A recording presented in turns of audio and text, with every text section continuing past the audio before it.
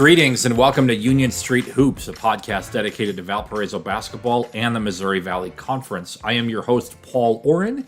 You can find me on Twitter at NWI Oren, where I've been having a lot of fun recently doing the On This Date in Valpo basketball history segments. Each day I've been going through the archives of NWI.com and going through the all-time results of Valpo and trying to find something cool that happened on each day. And it's been a lot of fun to go through and relive and read some of these stories. So please follow me on NWI Oren on Twitter and look for those segments and click on the old stories from NWI.com and learn a little bit more about the history of Valpo basketball. It's been quite a bit of fun going back and looking through. And the one that I looked at today, November 18th, as I'm recording this, was a game against Kent State when Eric Buggs had been basically in a wheelchair with a hip pointer. He was in a lot of pain, and he came back and he played really well. And Eric was not a great free throw shooter. He'll be the first to admit.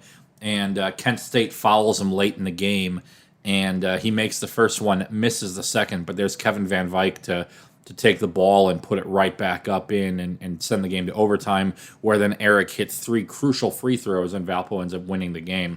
A lot of fun for that one.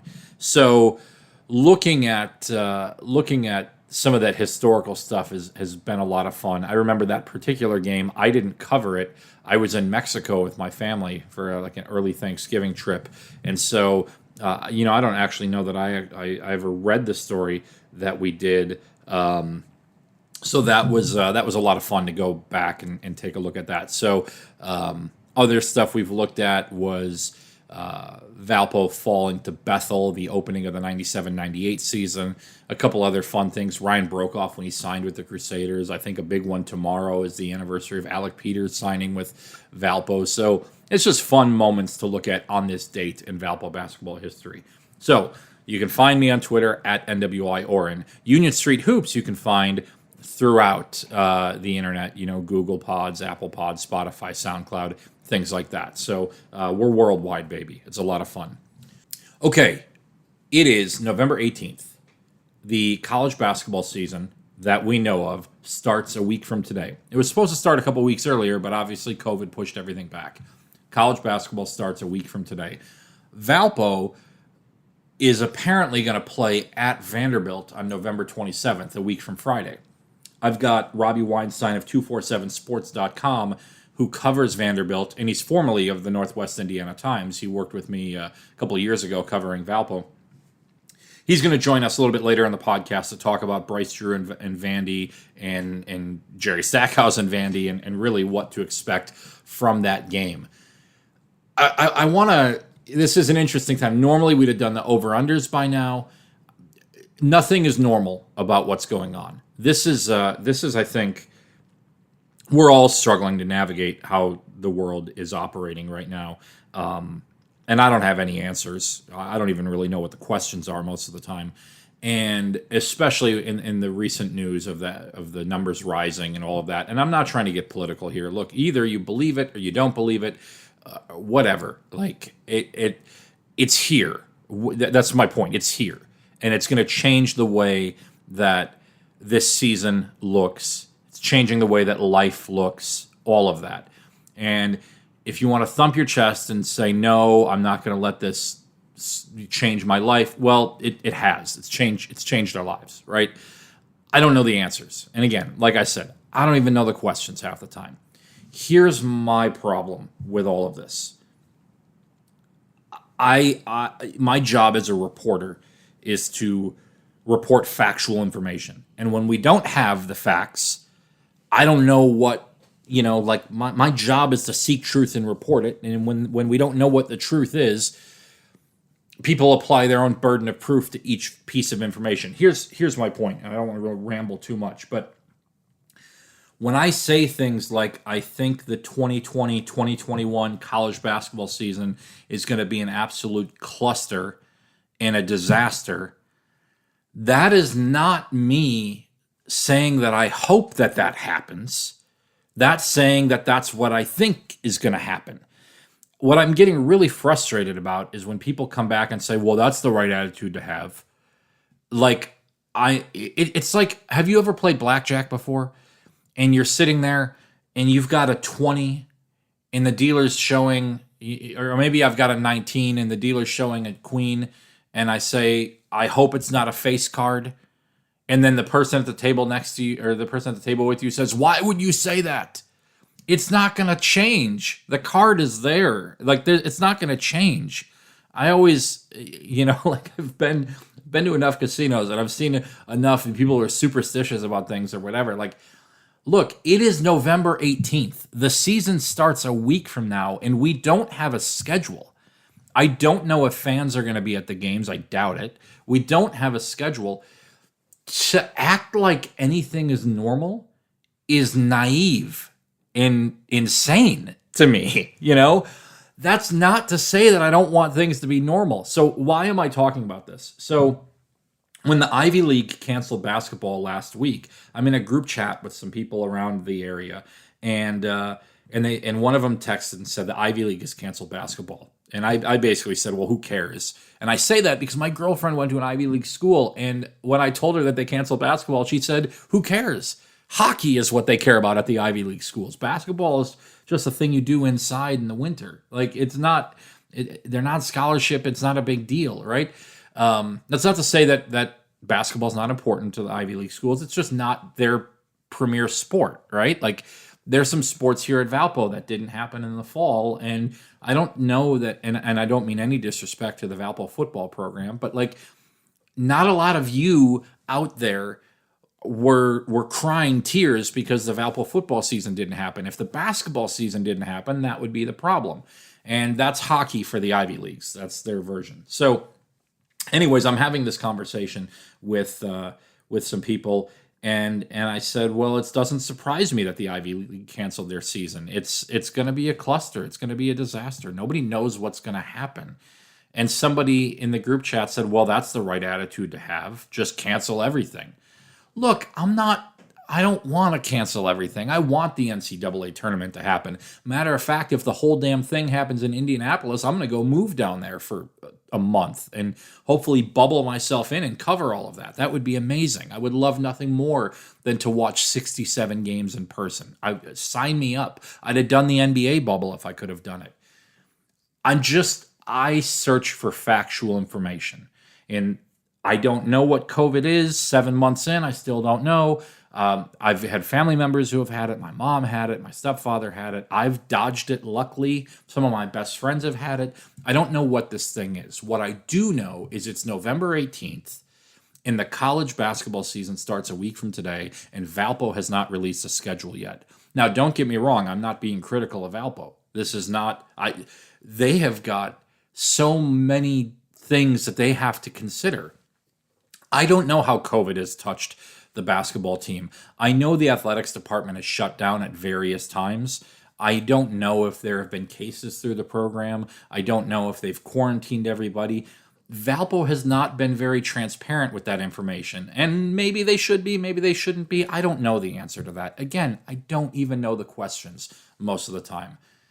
All I can deal with is factual information. And the facts are, it's a week out from the start of the season, and we don't know what this season is going to look like. Now, that's not to say I don't hit publish on this podcast and the schedule comes out 20 minutes later, but that's where we're at the moment. We do have an inkling of an idea of what's going to happen. I talked to a source in the program. Valpo is going to open the season at Vanderbilt. They're going to probably host Trinity International 2 days later on November 29th. Trinity actually announced that game at one point and then pulled back from it because it wasn't set in stone yet. UIC has announced the schedule, and Valpo is going to be in an MTE with UIC, and I think that Trinity International game is a part of that. So Valpo is going to play at UIC on December 1st.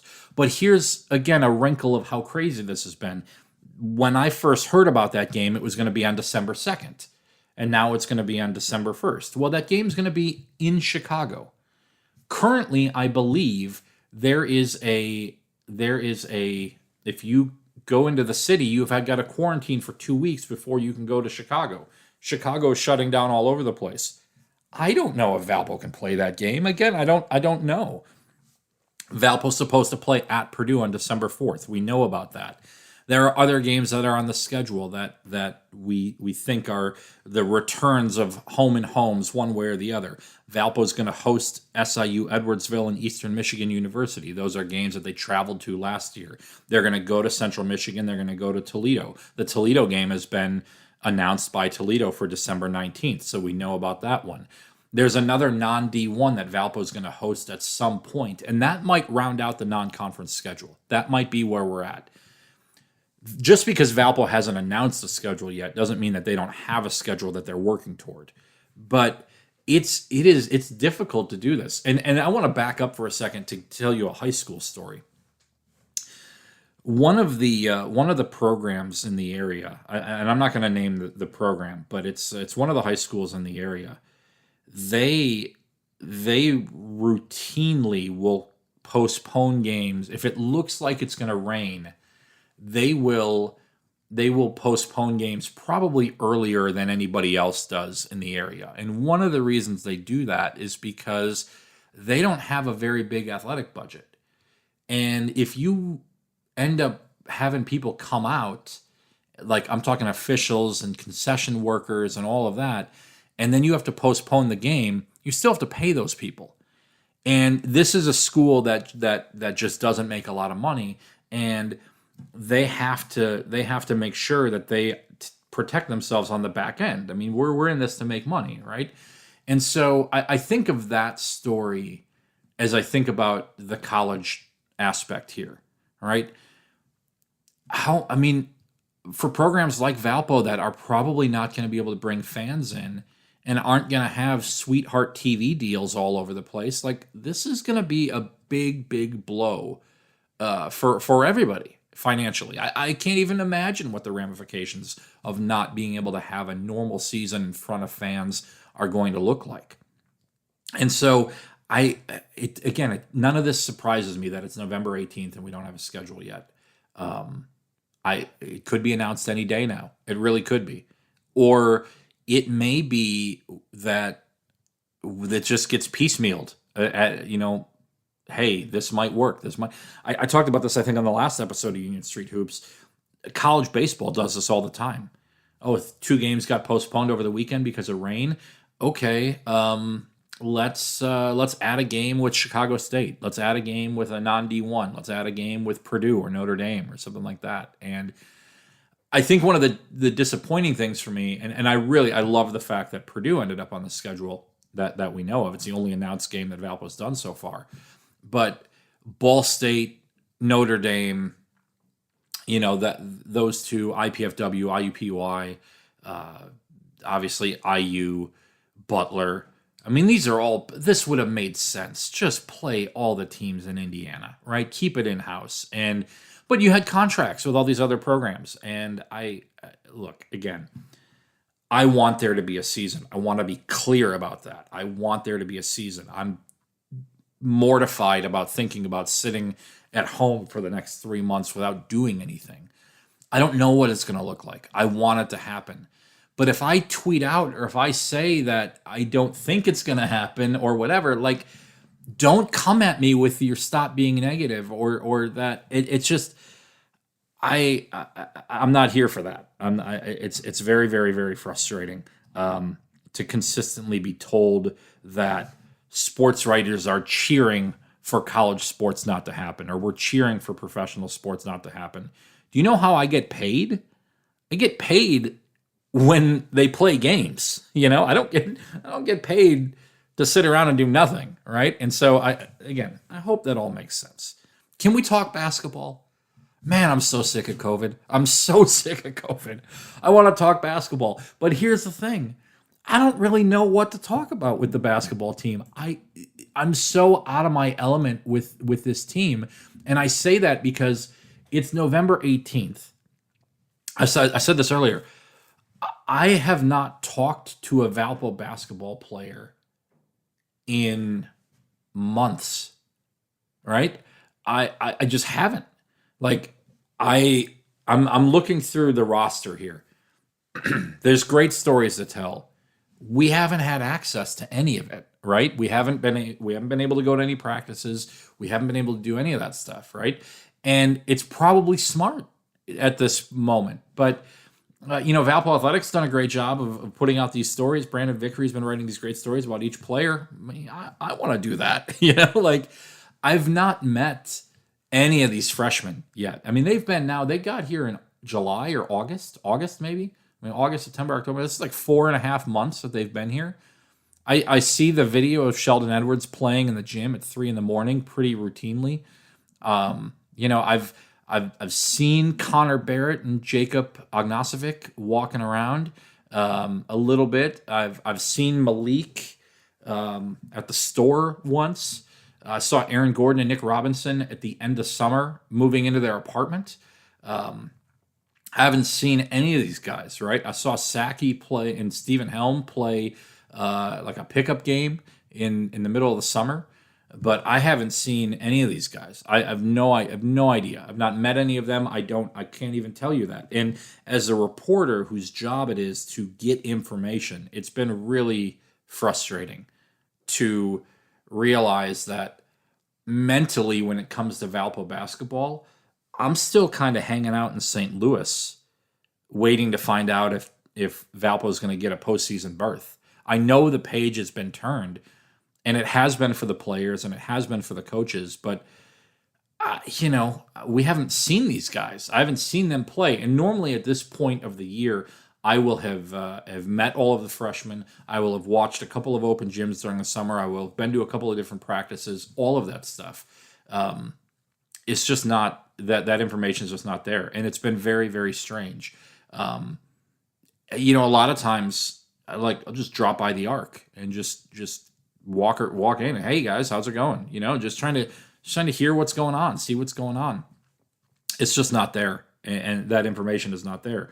So, like the Over Under podcast that we normally do with Todd Eichhow, I would have loved to have done, but I can't.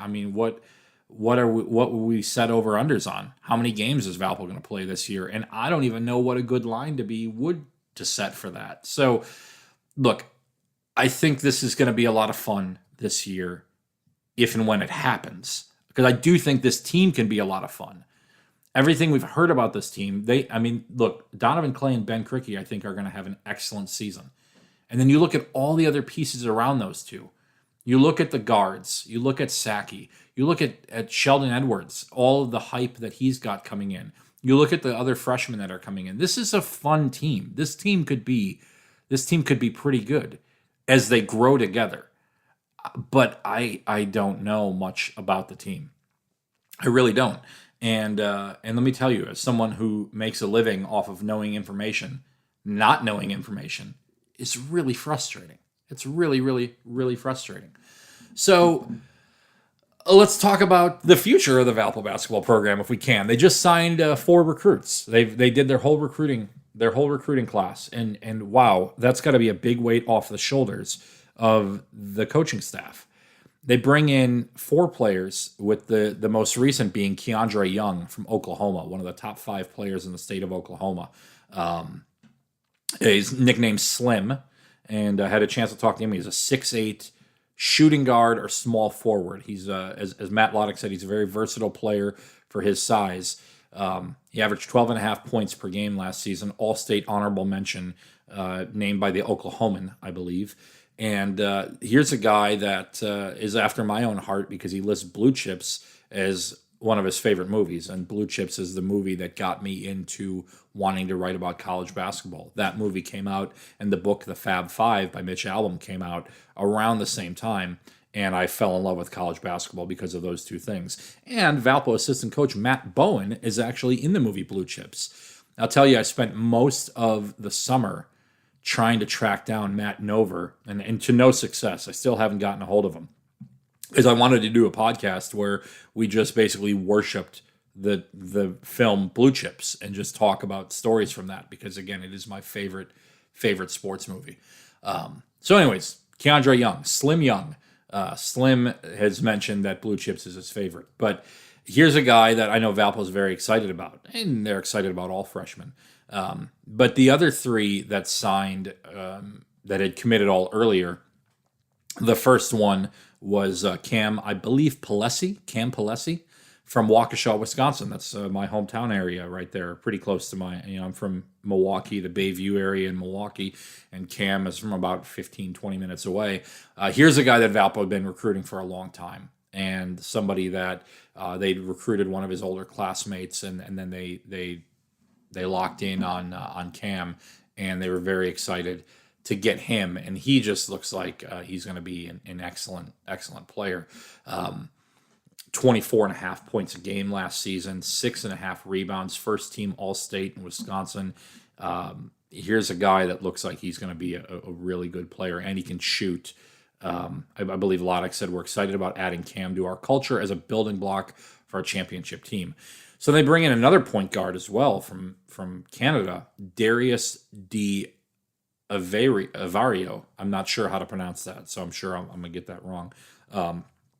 A coach's son, someone who knew Ben Krikke, knew Daniel Sacchi, really reached out to them when he was being recruited and knew that Valpo and Canada had a good pipeline with one another, and Darius very excited to get here. One of the things that's fascinating is he said to me during the interview after he committed was that he was excited to come here, learn under Sacchi for a year, and then have a chance to take over a little bit. Now the NCAA granting an additional year of eligibility to everybody, Sacchi could be back for several more years. So that's interesting. Trey Woodyard from London, Ohio, is the final recruit, and Woodyard is again a 6'6" forward, 15.5 points a game, 4.5 assists, 7.5 rebounds, a pair of steals. Really excellent junior season. Built on some numbers from the previous year. He's been in the Valpo pipeline for a while. Came to the elite camp as someone that they've known for a long time. And he is Trey Woodyard actually very, very sold on Valpo because of the Lutheran experience as well. And so these four guys are going to come in to a team that I don't know what it'll look like next year.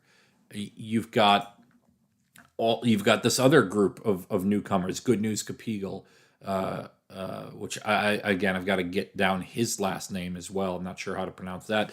You've got Sheldon Edwards, you've got Barrett, you've got Ignacevic, you've got this core group that they've brought in to build on the sophomores and Daniel Sacchi as well. Sigurd Lorang, Emil, these guys be eager to see what they look like this coming season as well. Interesting to look at the roster and see that Sigurd is listed as a sophomore right now. I would imagine he should be able to get a redshirt year, but again, with the NCAA granting an additional year of eligibility, I'm not exactly sure where, if that even matters at this point. I've talked to Matt Loddick about this. I would like to talk to the players about this at some point as well to kind of figure out, are any of these guys entertaining the idea of coming back for an additional year? Zion Morgan, Aaron Gordon, Nick Robinson, Malik McMillan, four guys who, three of them would be going into their 6th year of college. Malik would be in his 5th year. These are all guys that, I imagine Malik certainly can go play professional basketball, if not some of these other guys as well, right? And, but I know Aaron Gordon has really got a lot of business opportunities he's looking at. Nick Robinson's about to be a father. Zion Morgan has battled through so much adversity with the ACL and the transferring a bunch. And I think this year will go a long way to deciding what their future is in basketball, either at Valpo or going to play overseas or anything like that. So, again, the answers are, I don't know the questions. I'm fascinated to see what this team is going to look like. I think it's way too early to prognosticate what they're going to do. I have no idea how they're going to compete against Vanderbilt. And that's one of the reasons why I want to bring Robbie Weinstein on to talk a little bit about Valpo and Vanderbilt. The game is finally scheduled. It's a game that we've been looking at for quite some time. Robbie, again, as you know, worked with us at the Northwest Indiana Times before going back to Nashville. He went to Vandy, He covered Bryce, and he'll talk about that a little bit. And now he's back at 247sports.com and doing great work there, covering baseball and football and basketball for them. So let's jump in with Robbie, and then I'll circle back here in a little bit. We are now joined by one of our dear good friends at Union Street Hoops, Robbie Weinstein. Robbie, thank you. This is the first time I've ever done a Zoom podcast interview. Now, the people that are going to listen are only going to hear the audio, but we can see each other. Yeah. Hey, big news, finally, I guess, at least if you're on the Vanderbilt side, big news, because they've announced it. The non-conference schedule is out. It's November 18th. Valpo and Vanderbilt are going to play in the Bryce Drew Invitational on November 27th. Although it's not called the Bryce Drew Invitational. And Bryce I've been going with the Bryce Drew Bowl. The Bryce Bowl. Okay. Yeah, Bryce Bowl. I was going to say, I don't think Bryce Drew's invited to this game, at least given that it's at Memorial Gym. How did we get to this point? Like they're finally, it's funny when all this went down, you and I had never met each other. And then now we've known each other for like two and a half years or whatever. And it feels like we've just been waiting and waiting for this game in some capacity or another. And it's here. But yet it doesn't really feel like it matters at all in the grand right. Yeah, it's just there's been so much. I think in college basketball in general, there's just so much scheduling silliness. Yeah, there's even compared to college football, college basketball teams, especially when you're talking about high majors, if we're being honest, they love to duck, certain mid majors that they don't want to play. Usually that is like local teams. Like sometimes Vanderbilt doesn't want to play Belmont, Ohio State doesn't want to play Xavier, Cincinnati, or Dayton, even though Xavier is not a mid-major anymore. And even though Valpo isn't local, obviously Vanderbilt did not want to play that game last year up in Valpo, or they wouldn't have bought it out. So it just feels, I guess that was in Bryce Drew's contract, and it has taken forever for this to happen. And at some point I was kind of wondering if this game was even going to happen, because Stackhouse said last week that he wouldn't be shocked if the SEC eventually goes to a conference-only schedule due to, COVID cases rising everywhere. But, right now, talking, 9 days before the game, certainly appears that it's going to happen. Yeah, again, it's November 18th. And I guess I even need to be more specific. It's 11 a.m. on November 18th, because these things can change minute by minute definitely. Right now. Valpo currently on their announced schedule has the game against Purdue. They've not announced, and then they've got their conference games, which the Valley announced their games way earlier than anybody else did. And it's just interesting to kind of see what's going to happen. Talk to me a little bit about where you were at in life when Bryce Drew got hired. Were you covering the team? Were you? What was? Yeah, I was. Like? I would have been a junior in college at Vanderbilt, so I was working for the student newspaper. I attended his intro press conference, and I covered the team pretty closely his first year, which was a great success. No doubt about it. I was super impressed with them after that first season, because they didn't start well, which wasn't like a huge shock necessarily. It was a disappointment because they did have good players on that team, but the way he turned that team around was really impressive. In the second half of the season, they were playing like a top 20-ish team. They went on some huge run in SEC play and became like the first, I think, 15-loss team to get an at-large bid to the NCAA tournament, because they had the number one strength of schedule in the country. They got a 9 seed. I don't agree with that. I don't think any 15-loss team should get a 9 seed or really even get in. But regardless, Bryce had that team playing so well. And that was a pretty interesting season to watch for sure. For that reason, they definitely, I still think it's a significant upset that they lost to Northwestern in that NCAA tournament game. And then, I was not then covering the team when things went south the next 2 years. What's fascinating is that you eventually went to graduate school at Northwestern. Yeah. So and it's all tying together here. That crazy game where they fought back to take the lead, I think, and then Matthew Fisher Davis, intentional foul. kind of a much maligned individual during the early Bryce Drew years at Vanderbilt. And I guess there really are no early Bryce Drew years because they were all early Bryce Drew years, I guess. And so, then it's interesting as things go. A lot of times when you take over a team, you're going to have a really good first year because you're kind of playing with somebody else's players. Maybe that culture is there already. Valpo, when Matt Loddock took over that first year, Alec Peters was a senior, and I mean they beat Alabama. They did well, and then it went south late in the year when Alec got hurt and kind of flamed out of the tournament. Now we flipped the page to the second year, and you said you weren't covering them. In 17-18, Vanderbilt goes 12-20. They were 1-10 on the road. Just did not go well. But the story throughout the year was it's going to be okay. Darius Garland's coming. Right. Bryce Drew is this master recruiter, was able to get Garland, a guy that he's had a relationship with for years. And then Chateau, is that the other guy's name? Yeah, it's Simisola Chateau. Yeah, and I mean, they built up this huge roster of, I mean, and then this other guy, Aaron Naismith, right? Yeah. Naismith is about to be probably a lottery pick tonight. I'm hearing 11-12, sounds like. And everything looked great. And then it was like, at that time, it was like, okay, now that they're going to be loaded, maybe the game against Valpo will happen. And it just kept getting pushed off. And then I know you weren't there the year that all this went south, but why do you think it didn't work? Yeah, I think some of it, I think the biggest thing is something that the football program is also going to have to grapple with this year, is that not only had they had 2 straight, terrible years in a row, but then the best 2 players on the team were leaving to go to the NBA. So I think what they felt probably was that, like, okay, we were terrible and it's not getting better despite the recruiting.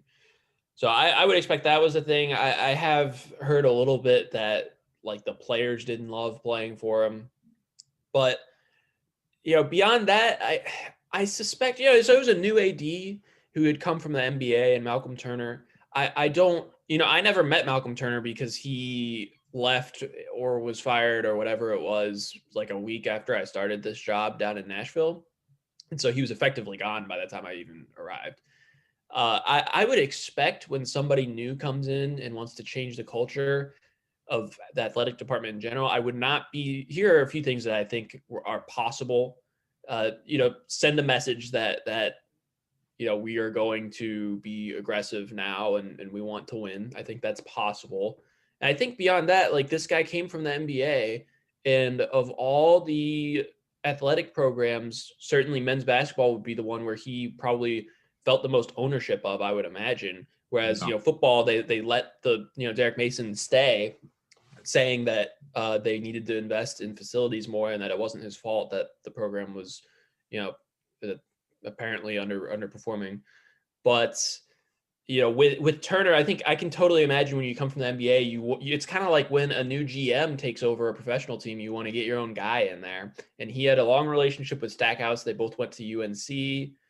Stackhouse was in the G League and was very, very highly regarded as an up-and-coming coach in the NBA. And so I think when you put together all those pieces of the puzzle, sort of was bad luck for Bryce in a lot of ways. And I would not be surprised. I mean, I expect him to do a really good job at Grand Canyon. Yeah, no, I agree. I think they're going to be fantastic there. I'm looking at Vanderbilt's roster as Valpo is about to play them here in 9 days. And I look at, is it Cleveland Brown? Cleveland Brown, yeah. Cleveland Brown. I mean, I'm just not going to get some of these names right.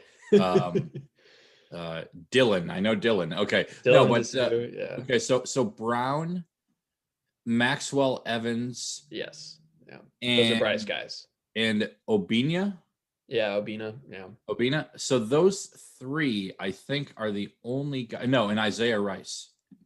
Yeah. He's a walk-on. The walk-on, yes, from Indiana. Yeah. He was on the team, I believe, when Bryce was there. Yeah. So those 3, I mean, it's fascinating to think that you know, 24 months ago, Yeah. and really, I mean, like 19 months ago, he was the coach there, and this entire roster has been flipped over. Now, Scottie Pippen Jr. is still on the team, and I believe Bryce signed him, or at least recruited him. But what what kind of team is Valpo going to go play? I mean, is this team? Where's the talent at? I know they've got it. Who's going to be the key players to watch out for here? I think you're looking at a mid to lower tier SEC team. They're going to be unanimously picked to finish last. I understand why that is the case. I think, frankly, when you or I or other reporters are doing Missouri Valley preseason rankings or SEC preseason rankings, it's very natural to spend more time looking at rosters of the teams that are up at the top and agonizing over those decisions than at the bottom, because the teams at the bottom at the end of the day probably aren't going to matter. I don't think Vanderbilt finishes last in the SEC this year. I would be really surprised. They don't have the roster to be last. So DJ Harvey is the biggest reason why. He's a transfer from Notre Dame, and he was like a top 50-ish recruit who actually had a pretty productive 2 years at Notre Dame. I think his last year, like 10.7 points per game, roughly. And I don't know why he left, but looking at his tape, he did not have very good shot selection, and that makes coaches mad, and that can cause friction. So I wouldn't be surprised if that was the case, but he is going to get the chance to run the show. Like 6'6", 235-pound small forward who I think is going to have a big year and could be an all SEC player. He's the main guy to watch for. Then people usually just go down to like the points per game list from last year and go to Scottie Pippen, but I don't think he's going to be the second best player. I would be really surprised. I think it'll be Dylan DeSue, who's a sophomore, who I think Bryce also may Yeah, have he was another recruited. Bryce guy. And Stackhouse kept him, which was huge because DeSue could go to the NBA after this year. I've heard whispers that he's looking really good. I thought he was quite good as a freshman. He sort of had the type of season where he looked like they called him Bambi. Like he looked kind of awkward in a lot of ways. He's growing into his body at 6'9", like 225, I think he's listed at. And he shot like 29% from three, even though the shot looked good. I just think that sometimes freshmen who are good shooters don't shoot well in their first season. And so I think he's going to have a big season. He could be like an all defense candidate in the SEC. And I would not be surprised to see him be a first round pick next year or 2 years from now. So those are the two main guys. Then Pippen would be another. Max Evans, who you mentioned, Cleveland Brown. Those are going to be the starters. And I don't know about the bench. I think is going to be a weakness to this team. I think the starting lineup is capable and could be average in the SEC. I think the bench has a lot of question marks because they're going to play as many as 5 freshmen. Yeah, they've got a host of newcomers on the team, as does Valpo. And it's interesting. I look at Vanderbilt's team right now, and it looks like they've got 17 players on the roster. Yeah. Valpo has 17 players on the roster. This is kind of this new way of thinking, and maybe especially in a COVID world where I think so. Yeah. Let's have as many people on the roster as possible. I want to ask you about scheduling a little bit.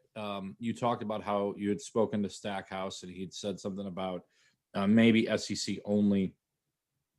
Do you have any sense as to how this came about? I know that you and I had talked earlier, away from on the record, I guess, about different tournaments that were popping up in Nashville and anything like that, and just like, do you have a sense of? And Valpo was supposed to play in this tournament.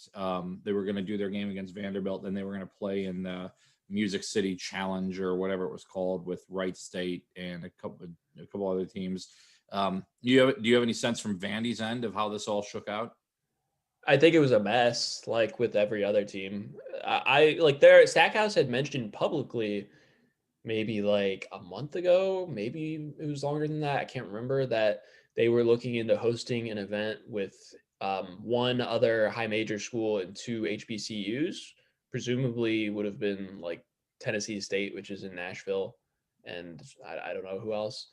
So that got blown up. They're hosting like Mississippi Valley State and who's the other HBCU on the schedule? North Carolina Central. So I don't know if those teams are kind of the remnants of this event that they were hoping for. Other than that, most of their schedule, a lot of the schedule kind of was out of their hands, I guess. Whereas okay, so Richmond at home is the back end of a home and home. At SMU is the back end of a home and home. Davidson on the road is also the second game of a home and home. So those contracts were already locked in. Maybe they could have gotten out of them due to COVID. I'm not really sure. But they also have like a tournament up in Connecticut. I think in terms of the home games, yeah, I think the Valpo game I think really is a good game for them because, do you really want to play all your home games that are not home and homes against like cupcakes basically? Because Valpo is not a cupcake and it, could certainly be a competitive game. And I don't know that you want to go into the SEC, having played half your games against good teams and half your games against the dregs of the Division One. Basically, it's nice to get some variety in there, I think. I wanted to ask, and this is really kind of my final question for you. The Vandy fan base, will they care about? I mean, do they even know that Bryce Drew came from Valpo? And I don't mean that disrespectingly to the Vandy fans, but like, does it even matter that they're playing Valpo? I don't think it does, which is interesting because I sort of was expecting them to care about that, and I don't think they do. Particularly, there's not going to be any fans of that game anyway. But I was because I had heard that was one of the games that I had heard about beforehand, and I was expecting there to be more excitement about it because also it's the opener, and there just wasn't. So I think. I guess that just seems like a long time ago for a fan, especially considering those teams didn't do anything. Like there was definitely frustration with Bryce from the fans, but I guess not enough to where they really care about Valpo either way. So Yeah, so the like a venom Valpo fan will be tweeted, one-sided. a Valpo fan tweeted back at me and said, "I don't care about this game whatsoever. Get Grand Canyon on the schedule." And I'm Yeah. like, okay, well, Bryce Drew is not gonna play Valpo. I mean, if Scott Drew never played Valpo, Bryce Drew is never going to play Valpo.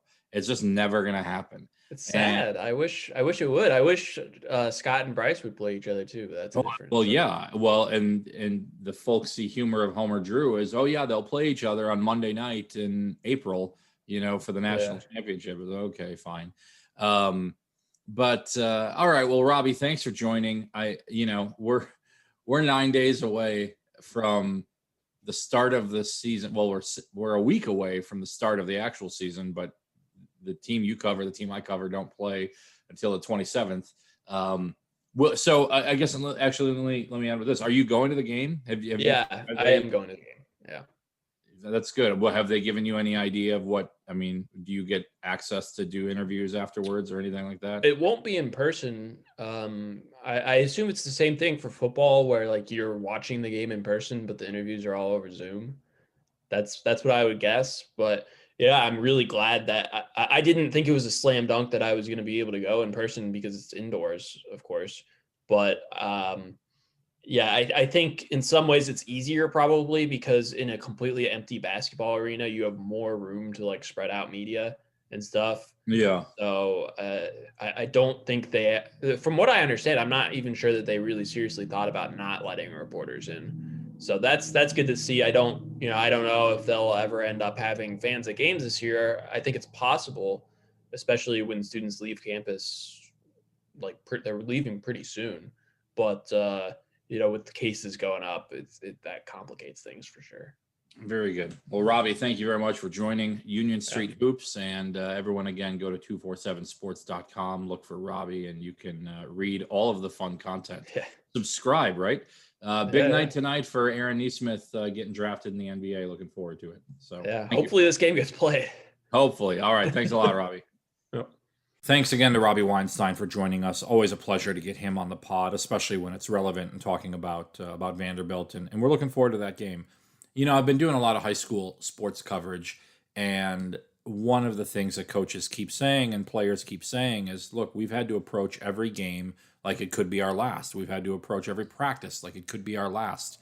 And look, that's exhausting. I imagine it's mentally exhausting to not have the answers in front of what we're going to do. And I think that's probably going to be the reality of the season is let's enjoy every game for what it is. And I know that Valpo fans in the past, and myself, certainly in the past, have always looked down on these non-D1 games. But quite frankly, you know what? It'll be an opportunity to see the Valpo basketball team compete, and I'm looking forward to any and all of those opportunities. I've got some fun things in store for the season, if in fact it goes off the way that I think it might. And one of the things that I'm going to do is there's a new app out there called Locker Room app, which I am going to take a look at. And I think since I don't think fans are going to be allowed at games, it's kind of a fun a live podcast, so to speak, or it looks like it's a situation where we can hop on and just kind of talk to one another, pregame, postgame, halftime, or whatever. It might be an opportunity for some fan interaction. So I haven't quite figured out what I'm going to do with that yet, but if you guys want to take a look at it, if you're into the technology and want to continue the conversation, download Locker Room app. Take a look at that, and I think it could be a lot of fun. Search for me on there, and I think we're gonna have some fun with that once the season gets going. So probably a week from tonight, or a week from Friday, excuse me, when Valpo plays Vanderbilt. Looking forward to that. So, okay, thank you all very much again for listening to Union Street Hoops, and the next episode will probably have a bit more clarity as to where we're going to be at in the world of college basketball. Enjoy the NBA draft tonight. We'll get to see if the kid from Vanderbilt gets drafted, one of Bryce Drew's recruits, and how high he goes in the draft. It would be the, I think, third Bryce Drew player from Vanderbilt to get drafted, fourth player to get drafted from Vanderbilt in the NBA draft since he took over there, and now he's ultimately left for Grand Canyon. But very good. Thank you all very much for listening, and we'll be back next week with hopefully more clarity on the upcoming college basketball season.